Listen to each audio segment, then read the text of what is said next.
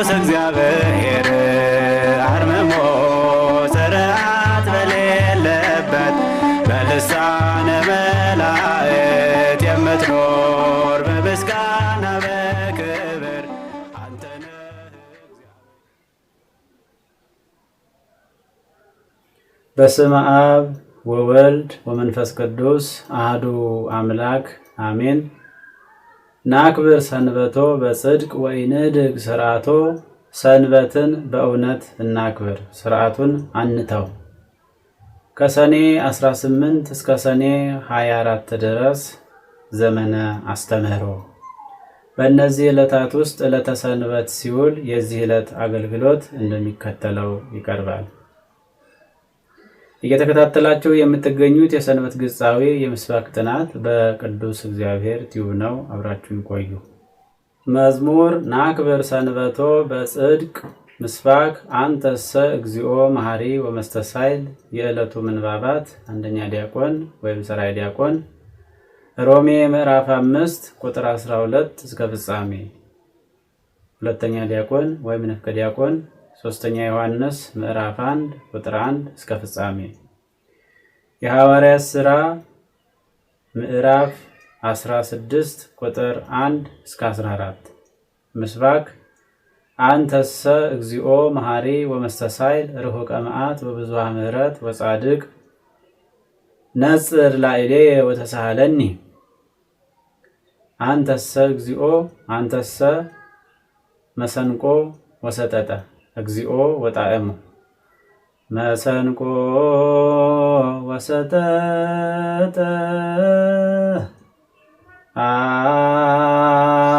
አንተሰ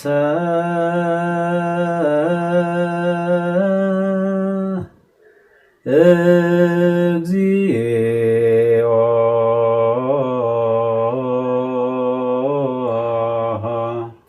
ወጣዕሙ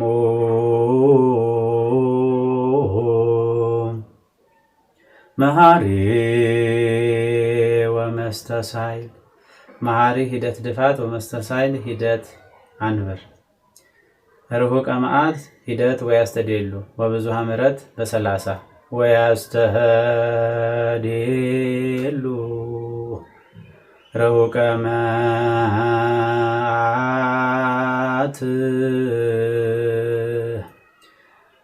ወብዙኃ ምሕረት ወጻድቅ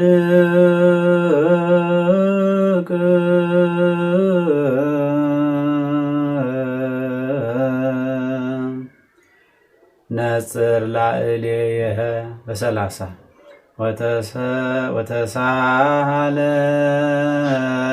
ወተሳሃለኒ።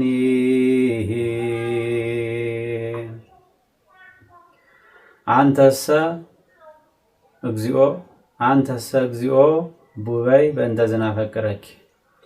ቡበ በእንተ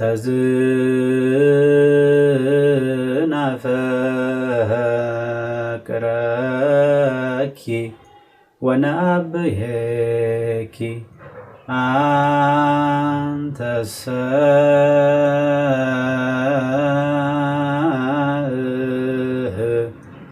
እግዚኦ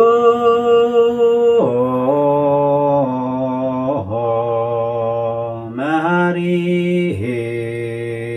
ወመስተሳይል ርሁቀ መዓት በእንቆ ሰንፔር ወብዙኃ ምሕረት አነኒ።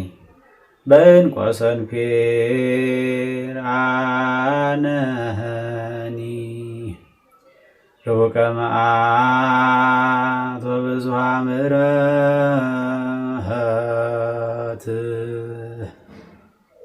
ወጻድቅ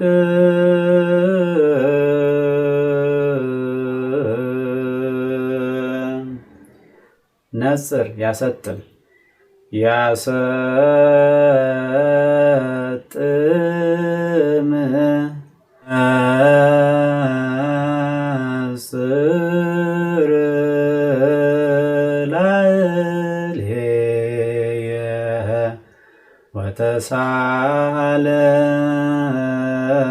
ወተሳሃለኒ። አንተሰ መሰንቆ ወሰጠጠ እግዚኦ መሐሪ በእንተ ዝናፈቅረኪ መሰንቆ ወሰጠጠ በእንተ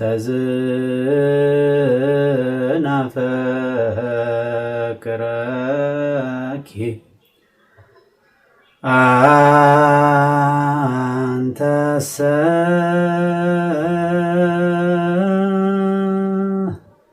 እግዚኦ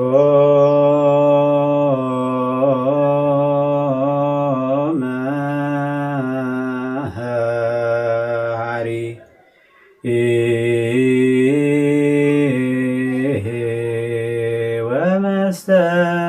ወመስተስኃይል ርሑቀ መዓት ወብዙኃ ምሕረት በእንቆ ሰንፔር አነኒ ወጻድቅ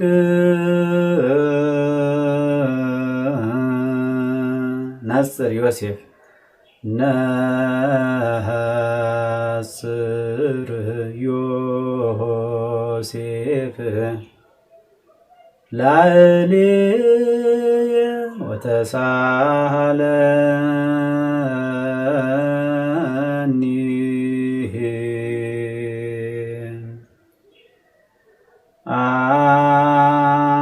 አንተሰ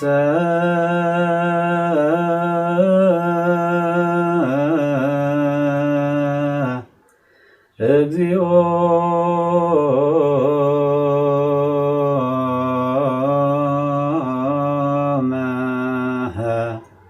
መሐሪ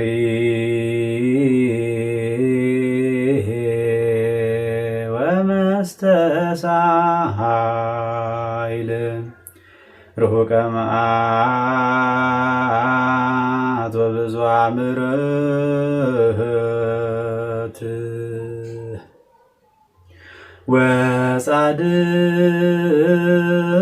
ወጻድቅ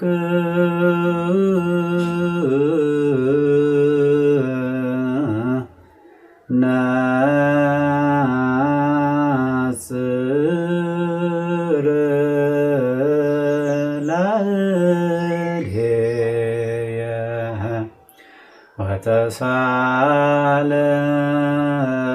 ወተሳሃለኒ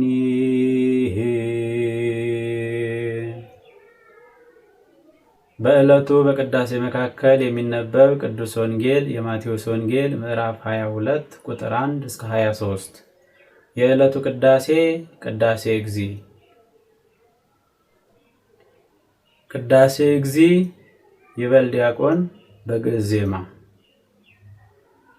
ወለእመቦ ዘታየ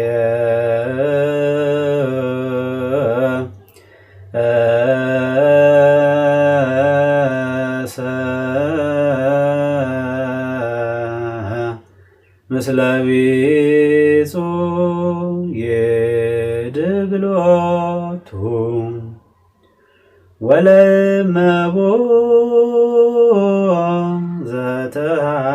ዘተሃየሰ ምስለ ቢጹ የድግሎቱ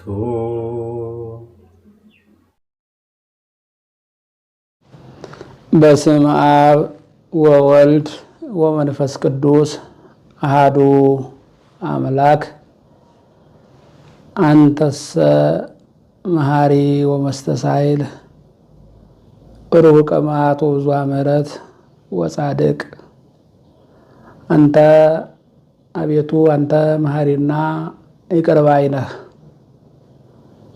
የተወደዳችሁ የዚህ የቅዱስ እግዚአብሔር ሚዲያ ተከታታዮች በሀገርም ውስጥ በውጭም ያላችሁ ሊቃውንተ ቤተክርስቲያን፣ ካህናት፣ ዲያቆናት፣ ማህበረ ምእመናት ሁላችሁም እግዚአብሔር ሰላም በያላችሁበት ይድረሳችሁ።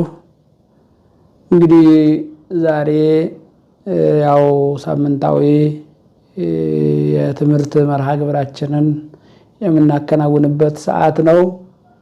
ለዛሬው ብንነጋገረው መነሻ የምናደርገው የቅዱስ ዳዊትን መዝሙር ነው። መዝሙረ ዳዊት መዝሙር 85 ቁጥር 15 ላይ አቤቱ አንተ መሐሪና ይቅር ባይ ነህ ይላል። እንግዲህ በዚህ መነሻነት የምንነጋገረው ስለ እግዚአብሔር ይቅር ባይነት፣ ስለ እግዚአብሔር ታጋሽነት፣ ቸርነት ይሆናል።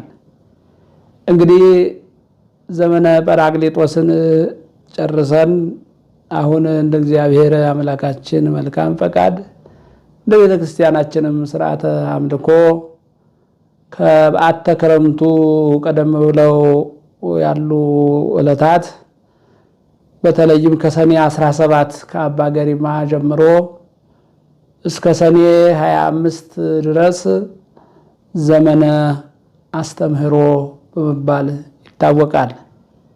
እንግዲህ ዘመነ አስተምህሮ በዚህ በኅዳር ወርም ኅዳር 6 ጀምሮ እስከ ታኅሳስ ድረስ ያለ ወቅትና ጊዜ ነው። በዚህ በጾመ ሐዋርያትም ወቅት ከበዓተ ክረምቱ አስቀድሞ ከሰኔ 17 ጀምሮ እስከ ሰኔ 25 ድረስ ዘመነ አስተምህሮ ይባላል። እንግዲህ በዚህ ወቅት የሚነገረው ስለ እግዚአብሔር ምሕረት፣ ቸርነት፣ ይቅር ባይነት ነው። ስለ እግዚአብሔር ቸርነትና ይቅር ባይነት ስንናገር እንግዲህ አመልተን አስፍተን ተናግረን ጠንቅቀን የምንፈጽመው አይደለም። ግን ቅዱሳት መጻሕፍትን ምስክር አድርገን የተወሰኑትን ከተጻፉት ጥቂቶቹን አንስተን ለዚህ መርሃ ግብር በሚመጥን መልኩ ነው የምናቀርበው። እንግዲህ የዕለተ እሑድ መዝሙረ ቅዱስ ያሬድም የሚያወሳው ይሄንን ነው። ናክብር ሰንበቶ ይላል። ናክብር ሰንበቶ በጽድቅ ለዘውቱ ባሕቲቱ ሃሌሉያ ቅድመ ዓለም የነበረ ማእከለ ዘመን ያለ ወደፊትም ዓለምን አሳልፎ የሚኖር የእርሱን የአምላካችን የእግዚአብሔር ሰንበቱን ስራዎችን ሰርቶ ያረፈባትን ሰንበቱን እናክብር በማለት ነው በዚህ በዘመነ አስተምህሮ የሚዘመረው መዝሙረ ቅዱስ ያሬድ ማለት ነውና በዚህ መዝሙር ውስጥ ስንመለከት ስለ እግዚአብሔር እውነተኝነት፣ ስለ እግዚአብሔር ምሕረት፣ ቸርነት፣ ስራ፣ ጻድቅ ባህሪ አምላክ መሆኑን የሚያነሳ የሚያወሳ እናገኛለን በዚህ በመዝሙር ውስጥ ማለት ነው። ታዲያ ከዚሁ ጋር ተያያዥ ሆኖ እንግዲህ አጠቃላይ ቅዱሳኑ ተናበው በዚህ ዕለት ስለ እግዚአብሔር ምሕረት ቸርነት ያነሳሉ ያወሳሉ። እና ቅዱስ ዳዊትም በመዝሙሩ ላይ ምንድነው የሚለው? እንግዲህ ዲያቆኑ የሚሰብከው ምስባክ ነው። በዚህ ዕለት ናክብር ሰንበቱ የሚለው መዝሙር በተቆመበት ዕለተ ሰንበት ሰራዩ ዲያቆን የሚሰብከው ምስባክ እንዲህ ይላል። አንተሰ እግዚኦ መሐሪ ወመስተሳይል፣ አቤቱ አንተ መሐሪ ነህ ይቅር ባይ ነህ።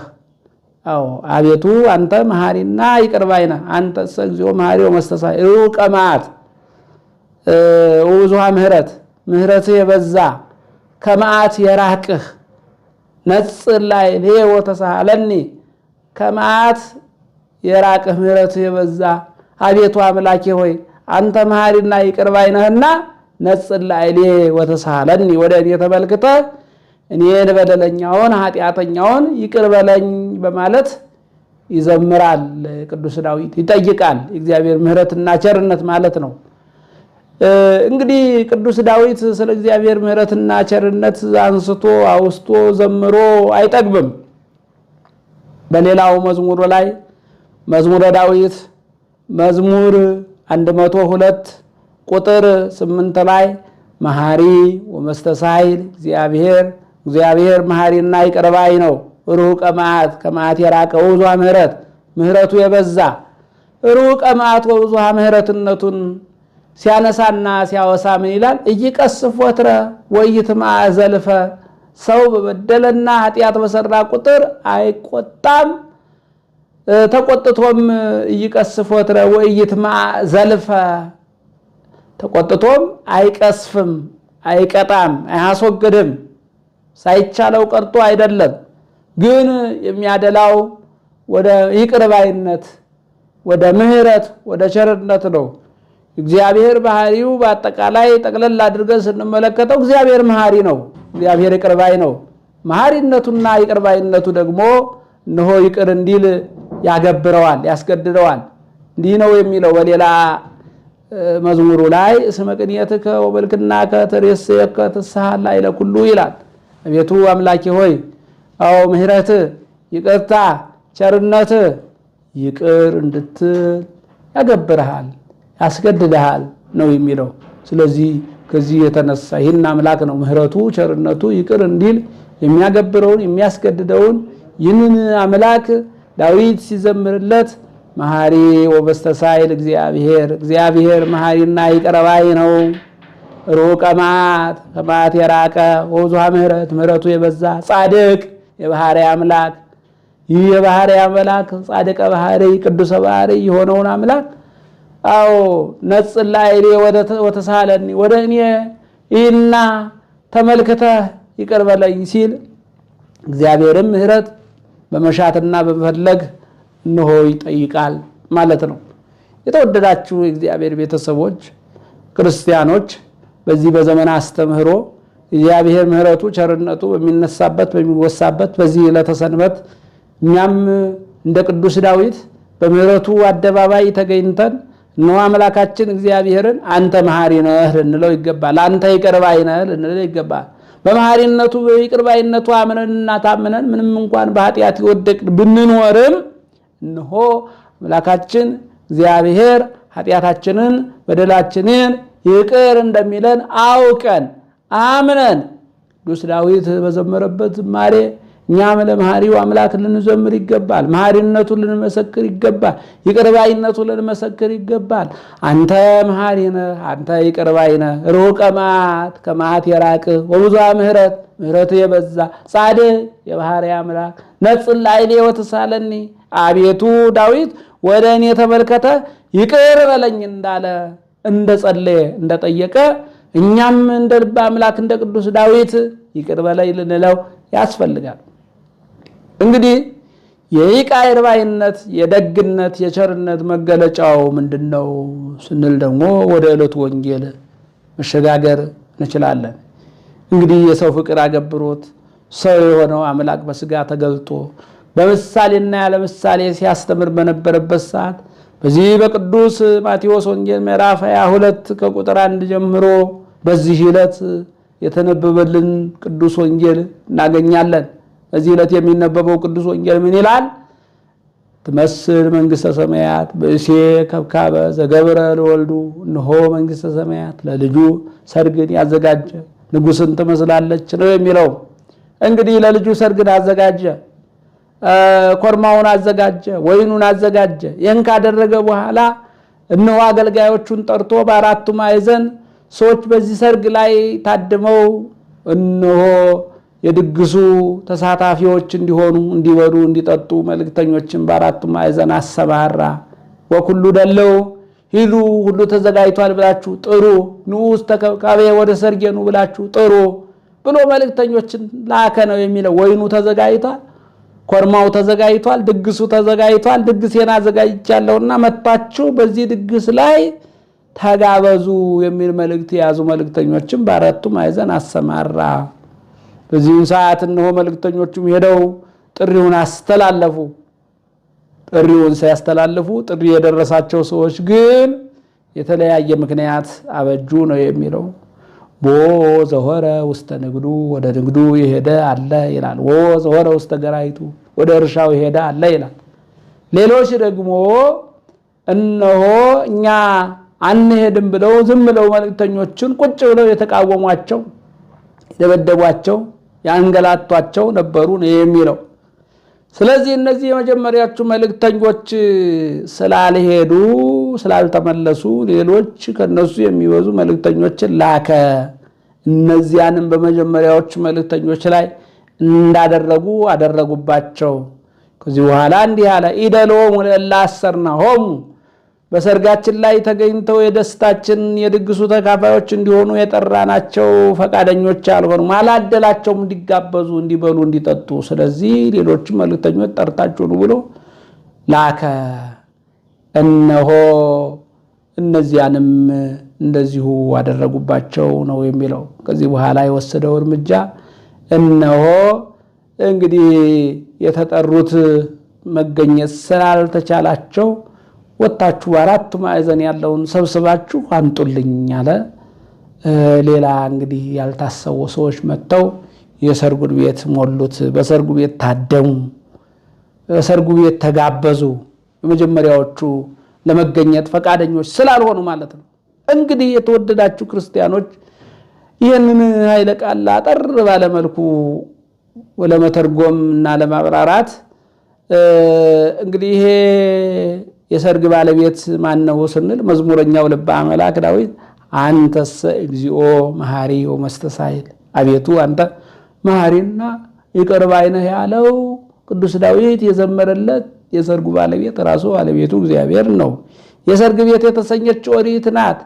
ድግስ የተሰኘው በኦሪቱ በብሉይ ኪዳኑ ይደረግ የነበረው ገቢረ ተአምራት ነው እና ማውረዱ፣ ደመና መጋረዱ፣ ባህር መክፈሉ ይህና የመሳሰሉ በብሉይ ኪዳኑ ገቢረ ተአምራት ነበረ እና ይሄ ነው።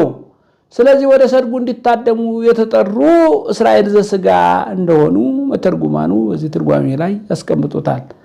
እና እንግዲህ እነዚህ ወደ ሰርጉ ይሄ ሁሉ ገቢረ ተአምራት እየተደረገላቸው እነሱ ግን ባለማመን ይክልኑ እግዚአብሔር ሰሪያ ማዕድ በገዳም ይዝብጥ ኮኳ ወያውዝ ማየ እሱ እግዚአብሔር እነሆ ማዕድን መዘርጋት ይቻለዋል፣ ውሃውን ማፍለቅ ይቻለዋል ብለው አለማመናቸውን፣ መጠራጠራቸውን፣ ረድኤቱን ቸርነቱን መርሳታቸውን፣ መንዘንጋታቸውን ቅዱስ ዳዊት በተለይ በመዝሙረ ዳዊት 77 ላይ በሚገባ አንስቶታል፣ አውስቶታል። ይህንን የሚያሳየና የሚያጠይቅ ነው የመጀመሪያው ትርጓሜ። ሁለተኛው የሰርጉ ባለቤት ራሱ ባለቤቱ እግዚአብሔር ነው። የሰርግ ቤት የተሰኘችው ወንጌል ናት። ድግሱ አሁንም በወንጌል የተደረገው ገቢረ ተአምራት ወመንከራት ነው። ዕውር ማብራቱ፣ ለምጻም ማንጻቱ፣ ጎባጣ ማቅናቱ፣ ሙት ማስነሳቱ፣ እነዚህ ሁሉ እያደረገ ግን በወቅቱ ያዩና ይመለከቱ ይሰሙና ያዳመጡ የነበሩ እስራኤል አሁንም ወደ ወንጌል ለመመለስ ወንጌልን ትክክለኛ ሕግ ናት ብሎ ለመቀበል፣ ርትዕት ሕግ ናት ብሎ ለመቀበል፣ ክርስቶስንም የባህሪ አምላክ ብሎ ለመቀበል ፈቃደኞች አለመሆናቸውን የሚያስረዳና የሚያጠይቅ ምስጢር ነው። ስለዚህ እነሆ እንግዲህ ቀደም ሲል መልእክተኞች የተባሉ በብሉዩ ነቢያት ናቸው። በሐዲሱ ደግሞ መልእክተኞችን ላከ ተብለው የተገለጡ ቅዱሳን ሐዋርያት ናቸው። በብሉይ ኪዳኑ የመጀመሪያዎቹ መልእክተኞች የተባሉ አበይት ነቢያት ሲሆኑ ሁለተኛ መልእክተኞች የተባሉ ደቂቅ ነቢያት ናቸው። በአዲስ ኪዳኑ ደግሞ ስንመለከት አዲስ ኪዳኑ ላይ ወንጌሉ ድግስ ላይ ገቢረ ተአምራቱ ላይ እንዲታደሙ ጥሪ ያስተላለፉ የመጀመሪያዎቹ መልእክተኞች ሐዋርያት ናቸው። ሁለተኞቹ መልእክተኞች ሰብዓ አርድእት ናቸው። እንግዲህ እነዚህን መልእክተኞች መልእክት ሰምቶ ያዳመጠ ተጠቅሟል፣ ያላዳመጠ ደግሞ ከሰርጉ ቤት ውጭ ሆኗል። በብሉይ ኪዳኑ ከኦሪቱ ሕግ ውጭ ሆነዋል፣ በአዲስ ኪዳኑ ከሕገ ወንጌል ውጭ ሆነዋል። ይህን የሚያስረዳና የሚያጠይቅ ነው። ወደ ጊዜያችንና ወደ ዘመናችን ስናቀልበው ደግሞ የሰርጉ ባለቤት ራሱ ባለቤቱ እግዚአብሔር ነው። የሰርግ ቤት የተሰኘችው ቅድስት ቤተክርስቲያን ናት። ድግሱ አሁንም በቅድስት ቤተክርስቲያን ሁል ጊዜ ሳይቋረጥ የሚታደለው የሚሰጠው ቅዱስ ሥጋው ክቡር ደሙ ነው። ቅዱስ ዳዊት አንተ መሐሪና ይቅር ባይ ነህ፣ መዓትህ የራቀ ምሕረትህ የበዛ ብሎ የዘመረለት ነጽር ላይ ወተሳለኒ አቤቱ ወደ እኔ ተመልከት ይቅር በለኝም ብሎ የጠየቀው ቅዱስ ዳዊት የዘመረለት አምላክ ከዚህ የሰርግ ቤት እንከብካበ መርዓ ከዚህ ከሰርጉ ቤት እንዳይለየን እንድንታደም እንዲጠራን የዚህ የድግሱ ተሳታፊዎች እንድንሆን የቅዱስ ሥጋው ክቡር ደሙ ተሳታፊዎች እንድንሆን እንደ ቅዱስ ዳዊት አቤቱ አንተ መሐሪና ይቅር ባይ ነህ፣ ከመዓት የራቅህ ምሕረትህ የበዛ ይቅር በለኝ፣ ለድግስህ አብቃኝ፣ ለቅዱስ ሥጋህ አብቃኝ፣ ለክቡር ደምህ አብቃኝ፣ እንድበላ እንድጠጣ አብቃኝ ብሎ መጸለይ መለመን ያስፈልጋል። ስለዚህ የሰርጉ ባለቤት እግዚአብሔር ነው። የሰርጉ ቤት የተሰኘች ቅድስት ቤተ ክርስቲያን ናት። ድግሱ የተሰኘ እነሆ በሰርጉ ቤት የሚበላው የሚጠጣው ኮረማው ወይኑ ጠጁ እንዳለ ሁሉ የሰርግ ቤት በተሰኘችው በቅድስት ቤተ ክርስቲያን ወንጌሉ አለ፣ መስቀሉ አለ፣ ቅዱስ ሥጋው አለ፣ ክቡር ደሙ አለ፣ ዝማሬው አለ፣ ዜማው አለ፣ ማህሌቱ አለ። ስንቱ ተቆጥሮ በቅድስት ቤተ ክርስቲያን ያለው ድግስ። ቤተ ክርስቲያን በቤተ ክርስቲያን በጠሪዎቹ አማካኝነት ክርስቶስ ባሰማራቸው ወደዚህ ወደ ጊዜው ስንመጣ የጊዜው መልእክተኞች ጠሪዎች የተባሉ ካህናት ናቸው፣ ሰባኪያን ናቸው፣ መዘምራን ናቸው። ይጣራሉ ሰዎች ወደዚህ የሰርግ ቤት እንዲታደሙ። ስለዚህ ይሄ መልእክት የሚሰማችሁ በመላው ዓለም የምትገኙ የዚህ ሚዲያ ትምህርት የምትከታተሉ ሁላችሁም ልክ እንደ ቅዱስ ዳዊት ለሰርጉ ቤት የበቃችሁ እንድትሆኑ፣ ለድግሱ የበቃችሁ እንድትሆኑ፣ ለቅዱስ ሥጋው ለክቡር ደሙ ለቅዱስ ቁርባኑ የበቃችሁ እንድትሆኑ አቤቱ አንተ መሐሪና ይቅር ባይ ነህ፣ ከመዓት የራቅህ ምሕረትህ የበዛ ነጽር ላዕሌ ወተሳለኒ፣ አቤቱ ወደ እኔ አይተህ ተመልክተህ ይቅር በለኝ እያላችሁ ልትታደሙ ይገባል። ከሰርጉ ቤት ውጭ ልትሆኑ አይገባም ማለት ነው። ይሄ ሶስተኛው ትርጓሜ ነው። አራተኛው ትርጓሜ አሁንም የሰርጉ ቤት ባለቤት እግዚአብሔር ነው። የሰርግ ቤት የሚላት ቤተ መራ ቅድስተ ቅዱሳን ንጽሕተ ንጹሐን እማምላክ ወላዲተ አምላክ ቅድስት ድንግል ማርያም ናት። እንዲህ ይላሉ መተርጉማን፣ በሰርግ ቤት ይላሉ፣ በሰርግ ቤት ይላሉ ሙሽራና ሙሽሪት አንድ ይሆናሉ። የሙሽራና የሙሽሪት ዘመድ ይገናኛሉ። በሰርግ ቤት መብል መጠጥ ይገኛል። በሰርግ ቤት እንደ ባህሉ ዘፈን ጨዋታ ይደረጋል ይላሉ። ቤተ መራ በተሰኘችው በቅድስት ድንግል ማርያም ሙሽራና ሙሽራው እንዲዋሃዱ መለኮት ከትስብእት ትስብእት ከመለኮት ተዋህደውባታል። በሰርግ ቤት የሙሽሪትና የሙሽራ ዘመድ እንዲገናኙ አዝማደ ሕዝብና አሕዛብ ተገናኝተውባታል። በሰርግ ቤት መብል መጠጥ እንዲገኝባት እነሆ ከእርሷ በነሳው ሥጋ አማካኝነት ቅዱስ ሥጋውን ክቡር ደሙን ቆርሶ ሰጥቶናል። ስለዚህ በዚያች በሰርግ ቤት መብል መጠጥ እንደሚገኝ መብሉ እውነተኛ መብል እውነተኛ መጠጥ የተገኘባት ቤተ መራ የሰርግ ቤት ቅድስት ድንግል ማርያም ናት። ለዚህ ነው የብህንሳው ኤጲስቆጶስ ቅዱስ አባ ሕርያቆስ ኦ ማርያም በእንተዝን አፈቅረኪ ወነአበየኪ እስመ ወለድኪ ለነ መብልዐ ጽድቅ ዘበአማን፣ ድንግል ማርያም ሆይ ስለዚህ ነገር እንወድሻለን፣ እነሆ እውነተኛ መብል እውነተኛ መጠጥን አስገኝተሽልናልና በማለት ይናገራል። እና በሰርግ ቤት ከሚገኙ ነገሮች መብል መጠጥ ነው። ከቅድስት ድንግል ማርያም ከተገኙ ነገሮች ደግሞ አንደኛው እውነተኛ መብል እውነተኛ መጠጥ፣ እውነተኛ መብል እውነተኛ መጠጥ እኔ ነኝ ያለ እርሱ ባለቤቱ አምላካችን ኢየሱስ ክርስቶስ ነው። በሰርግ ቤት ዘፈን ጨዋታ እንደሚደረግ ሁሉ በእመቤታችን በቅድስት ድንግል ማርያም አማካኝነት ገቢረ ተአምራት ወመንክራት ተደርጓል ማለት ነው። እና ኑ ውስተ ከብካቤ ወደ ሰርጌ ኑ እንዳለ ሁሉ ዛሬም በቅድስት ቤተክርስቲያን አማካኝነት ቤተ መርዓ ከተሰኘችው የሰርግ ቤት ከተሰኘችው ከቅድስት ድንግል ማርያም ከመልጃዋ እንዳንወጣ፣ ከቃል ኪዳኗ እንዳንወጣ፣ ከእናትነቷ እንዳንወጣ ዛሬም ቅድስት ቤተክርስቲያናችን መልእክቷን ታስተላልፋለች። ስለዚህ ኢትፍለጠኒ ማለት ያስፈልጋል። ከሰርግ ቤት አትለየኝ፣ ከሰርግ ቤት ከቅድስት ቤተክርስቲያን፣ ከሰርግ ቤት ከወንጌል፣ ከሰርግ ቤት ከኦሪቱ፣ ከሰርግ ቤት ከቅድስት ድንግል ማርያም። ሌላው የመጨረሻዋ የሰርግ ቤት መንግስተ ሰማያት ናት። መንግስተ ሰማያት ናት። የሰርጉ ባለቤት እግዚአብሔር ነው። የሰርግ ቤት የተሰኘች መንግስተ ሰማያት ናት።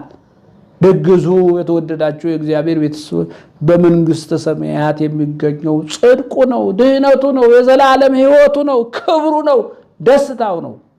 ስለዚህ አሁንም የሰርግ ቤት ከተሰኘችው ከመንግስተ ሰማያት እንዳንለይ አንተስ እግዚኦ መሐሪ ወመስተሳይል፣ አቤቱ አንተ መሐሪና ይቅር ባይ ነህ። እንደ ኃጢአቴ ብዛት ሳይሆን እንደ በደሌ ክፋት ሳይሆን እንደ ልቤ ክፋት ሳይሆን እንዳንተ እንደ ምሕረት እንደ ቸርነት የሰርግ ቤት ከተሰኘችው ከመንግስተ ሰማያት አትለየኝ፣ አንተ መሐሪ ነህ፣ አንተ ይቅር ባይ ነህ ብለን ዘመነ አስተምህሮ ብላ ቅድስት ቤተክርስቲያናችን በምታከብረው በዚህ የይቅርታ ዘመን ኃጢአት የወደቅን በንስሐ ተነስተን ልንጸልይ፣ ልንለምን፣ ልንዘምር፣ እናመሰግን ይገባል። ስለ ይቅርታው ልናመሰግን ይገባል። እንግዲህ ከአራቱ ወቅቶች አንደኛው የሆነው ዘመነ ጸደይን አልፈን አሁን ወደ ዘመነ ክረምቱ እየቀረብን ነው። ይህም በእኛ ስራ አይደለም፣ እንደ እርሱ ምሕረትና ቸርነት ነው። እንደ ኢትዮጵያ የዘመን አቆጣጠር ማለት ነው። እንዲህ በዓለም ደረጃ ስንመለከት አራት ወቅቶች ያላት ብቸኛ ሀገር ኢትዮጵያ ናት። ሌላው ዓለም ላይ ስንመለከት ወይ ዋየ ፀሐዩ ይጸናበታል፣ ወይ ብርዱ ይጸናበታል። እነዚህ ሁለቱ ነገሮች ናቸው የሚፈራረቁበት። ሌላውን ዓለም ስንመለከት ኢትዮጵያ ግን በአራቱ ባህርያተ ሥጋ በአራቱ ወንጌላውያን ልክ አራት ወቅቶች ያላት ሀገር ናት። አሁን ዘመነ ጸደይን አልፈን ጨርሰን ወደ ዘመነ ክረምቱ እየተቃረብን ነው። የዘመነ ክረምቱ መቃረቢያ ደግሞ የሆነው ሳምንት ዘመነ አስተምህሮ ነው። ስለዚህ ወደ ዘመነ ክረምቱ የተቃረብነው የደረስነው ከእርሱ ምሕረትና ቸርነት ይቅርባይነት የተነሳ ስለሆነ እንግዲህ ስለ ይቅርባይነቱ ይቅር ብሎ ለዘመነ ክረምቱ ይቅር ብሎ ለዚህ ወቅት ያደረሰንን አምላክ ስለ ምሕረቱ፣ ስለ ቸርነቱ፣ ስለ ይቅርባይነቱ፣ ስለ ደግነቱ፣ ስለ ለጋስነቱ፣ ስለ መጋቢነቱ፣ ስለ አብሊነቱ፣ ስለ ጠጫኝነቱ፣ ስለ ለጋሽነቱ ደግሶ የሚያበላ ቸር ነው፣ ሰጭ ነው፣ ለጋስ ነው። ስለዚህ በሰርግ ቤት መስሎ የተገለጠውም ነገር እግዚአብሔር ለጋስነት፣ ደጋሽነት፣ ሰጭነት፣ አቢነት፣ አተጭነት የሚያስረዳና የሚያጠይቅ ቅዱስ ወንጌል ነው ይሄ ቅዱስ ወንጌል። ስለዚህ እግዚአብሔር ለጋሽ ነው፣ እግዚአብሔር ይመግባል እና እንድንመገብ ሲጠራን እምቢተኞች ሳንሆን ፈቃደኞች ሆነን መቅረብ ነው። ቅዱስ ሥጋውን ለመብላት ክቡር ደሙን ለመጠጣት ምክንያት ማብዛት አይገባም። ነጋዴውም እየነገደ ቅዱስ ሥጋውን ክቡር ደሙን መቀበል ይቻለዋል። ገበሬውም እያረሰ፣ ሐኪሙም እያከመ፣ ኢንጂነሩም የኢንጂነርነቱን ስራ እየሰራ ማንኛውም ስራ እየሰሩ ወደዚህ ድግስ መታደም ይቻላል። ጊዜ መስጠት ነው። የንግድ ስራ አለብኝ ብሎ ወደ ንግሱ ስራ የሚያደላ፣ እርሻ አለብኝ ብሎ ወደ እርሻው፣ ኢንጂነር ነኝ ብሎ ወደ ህንፃው፣ አናጺ ነኝ ብሎ ወደ አናጺነቱ የሚያደላ ከሆነ ጊዜውን እያሳለፈ ነው ማለት ነው፣ አልተጠቀመበትም ማለት ነው። ስለዚህ ከአበነሱ ከካህኑ ጋር እየተመካከሩ ጊዜ ሳይሰጡ ምክንያት ሳያበዙ ባል በሚስት ሚስት በባል ምክንያት ሳንሰጣጥ ወደዚህ ወደ ሰርጉ ቤት አንተ መሐሪና ይቅር ባይ ነህ፣ ምሕረትህ የበዛ ከመዓት የራቅ ብዙሃ ምሕረት ነህ። ስለዚህ ለሰርግ ቤትህ ለወንጌልህ፣ ለሰርግ ቤትህ ለቅድስት ቤተ ክርስቲያን፣ ለሰርግ ቤትህ እነሆ ለቅዱስ ሥጋ ለክቡር ደምህ፣ ለሰርግ ቤት ለመንግሥተ ሰማያት አብቃይ ብሎ ጸልዮ ወደዚህ የሰርግ ቤት መቅረብ ይገባል ማለት ነው። አቤቱ አንተ መሐሪና ይቅር ባይ ነህ። የመከረን ያስተማረን ልዑል አምላካችን እግዚአብሔር ስሙ የተመሰገነ ይሁን። እግዚአብሔር ይመስገን።